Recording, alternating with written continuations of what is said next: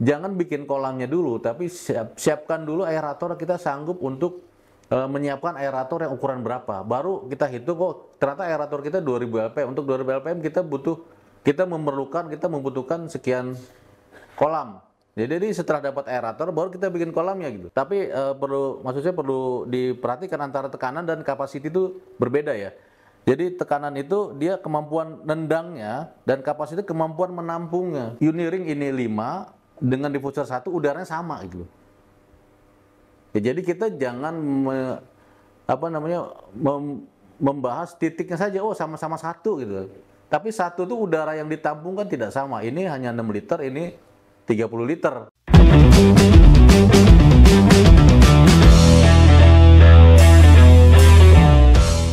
Assalamualaikum warahmatullahi wabarakatuh. Halo sahabat bumi semua dimanapun Anda berada, saya harap semua bisnis Anda, baik itu di bidang perikanan, udang, kemudian di bidang pengolahan limbah, lancar, jaya, dan rezekinya berlimpah. Dan buat Anda yang mungkin ada masalah, bisa jadi Anda karena belum subscribe channel kita. Oleh karena itu, subscribe channel kita supaya kita bisa memberikan solusi-solusi mengenai penggunaan aerator. Baik sahabat semua, saya melihat perkembangan dunia perikanan, kemudian udang itu cukup berkembang ya, cukup maju, dan penggunaan teknologi terkini itu sudah sangat masif digunakan oleh teman-teman di dalam budidaya perikanan, juga dalam pengolahan air seperti water treatment dan wastewater treatment.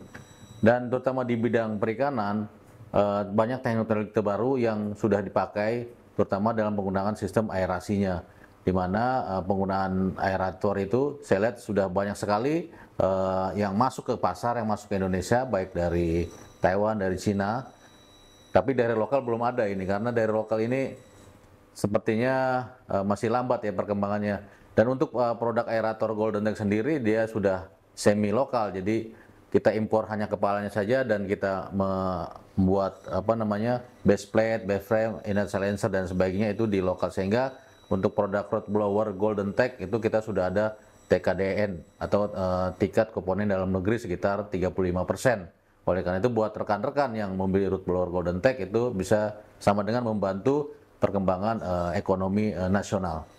Baik, dalam kesempatan kali ini kita akan membahas perbedaan penggunaan daripada Uniring dan diffuser fine bubble.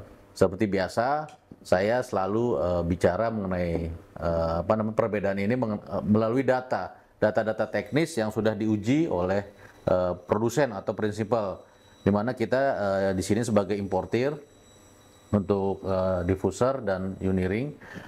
Dan kita akan menjabarkan perbedaan penggunaan ini berdasarkan data-data teknis yang kita dapat itu.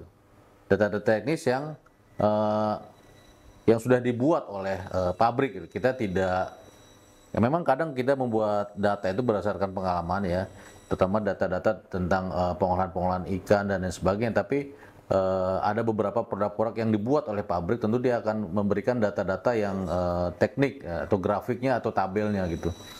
Dan teman-teman mungkin tidak familiar dengan alat ini ya. Ini namanya Uniring atau aerotube ya.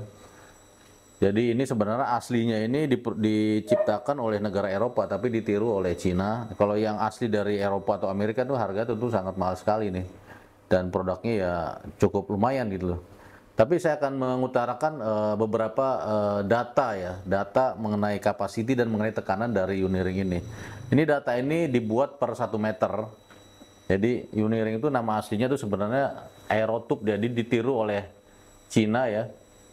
Dan variannya itu ada yang ukuran 25 mili tebal luarnya, ada yang dalamnya 16 mili, ada yang luarnya 25 mili, ini 25 mili, tebal dalamnya itu 12 mili, kemudian ada yang 10 mili, dan ada yang paling kecil itu diameternya 16 mili, kemudian dalamnya 10 mili, jadi paling kecil.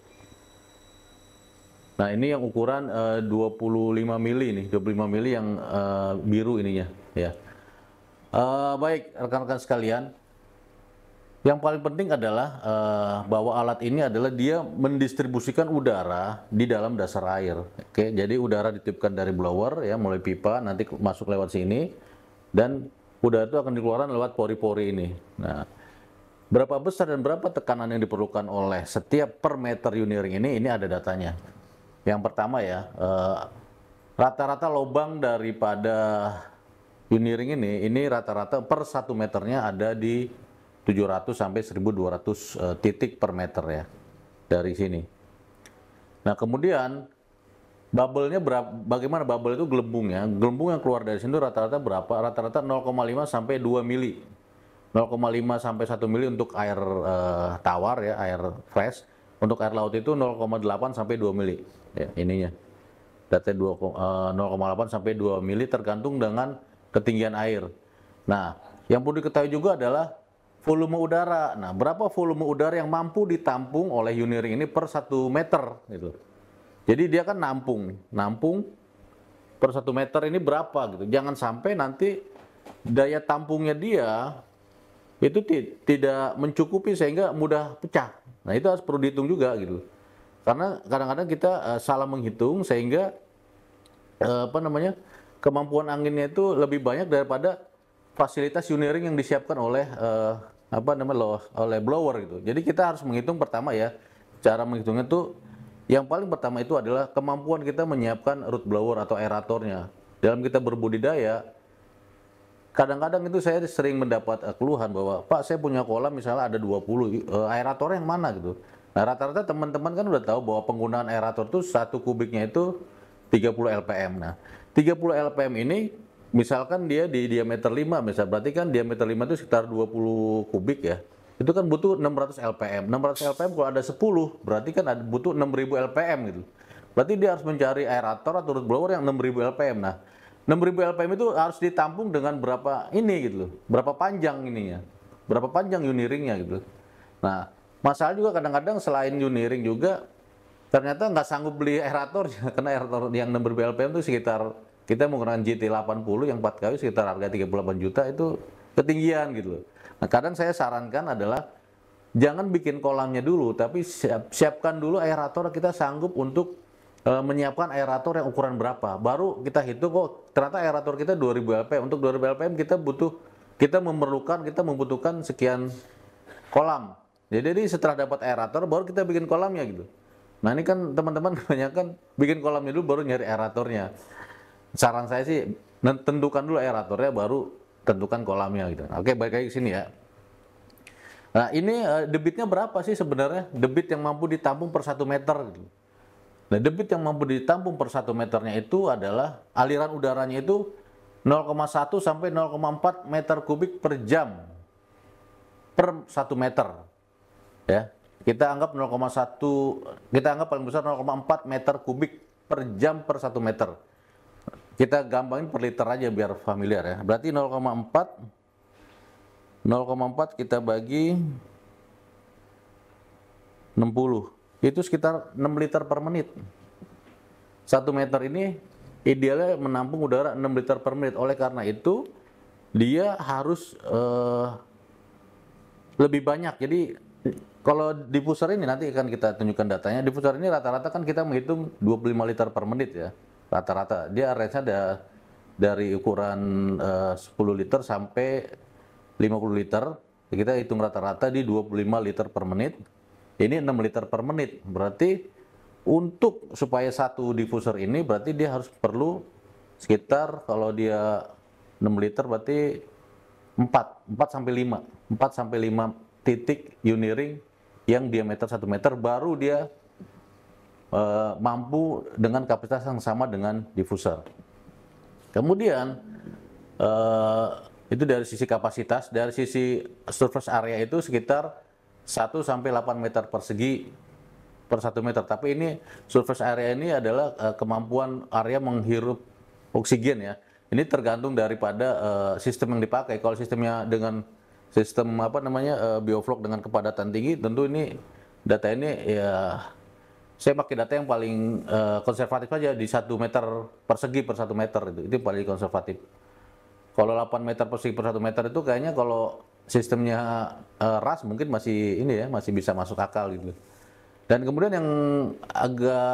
yang lebih penting lagi ya, pressure loss. Pressure loss itu adalah tekanan yang dibutuhkan untuk menendang ini apa namanya, hambatan ini, tekanannya berapa? Tekannya 0,4 kPa, ya.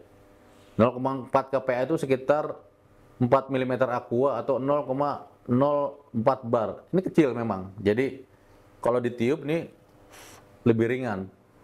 Tapi ya justru karena apa namanya? Karena dia kecil, jadi kadang-kadang untuk pakai blower yang sangat kecil sekali itu bisa keluar gitu, bisa keluar. Tapi maksudnya perlu diperhatikan antara tekanan dan kapasiti itu berbeda ya. Jadi tekanan itu dia kemampuan nendangnya dan kapasitas kemampuan menampungnya. Kemampuan menampung ini tadi sekitar 6 liter per menit per 1 meter, sedangkan dia membutuhkan tekanan supaya anginnya keluar itu hanya 0,4 kPa saja gitu. Sedangkan ini memang agak lebih tinggi, dia butuh tekanan sekitar 1,5 kPa. Ya. Ini 0,4, ini 1,5 itu berarti 1,5 itu cuman sekitar 150 mm aqua, kecil sekali. 150 mm aqua itu kalau resun aja kan dia mampu di 20 kPa ya. 20 kPa, ini hanya 1,5 kPa. Jadi sangat bisa gitu untuk keluar. Karena ini kelebihannya karena dia tekanannya butuh agak tinggi daripada ini, maka dia bukan hanya sekedar dia mengeluarkan udara, tapi dia kadang-kadang membuat gelombang, sehingga gelombang itu memutarkan air gitu. Jadi bukan hanya udara, tapi air itu berputar, bergerak gitu.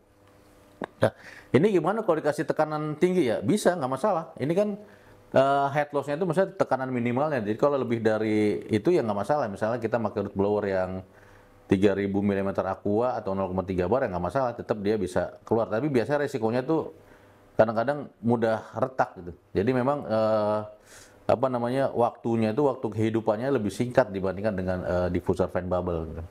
Tapi memang harganya ya jauh ya. Tapi ya buat teman-teman yang istilahnya buat pemula ya masih bisa recommended untuk penggunaan Uniring ini. Tapi kalau untuk yang di pengolahan limbah atau di water treatment itu kayaknya tidak recommend untuk penggunaan Uniring karena waktu hidupnya singkat dan perawatannya juga cukup agak lebih intensif ya untuk pembersihannya dibandingkan dengan diffuser. Nah itu untuk Uniring. Untuk diffuser itu bagaimana? Nah diffuser ini ya kita head to head tadi kapasitasnya kalau Uniring itu di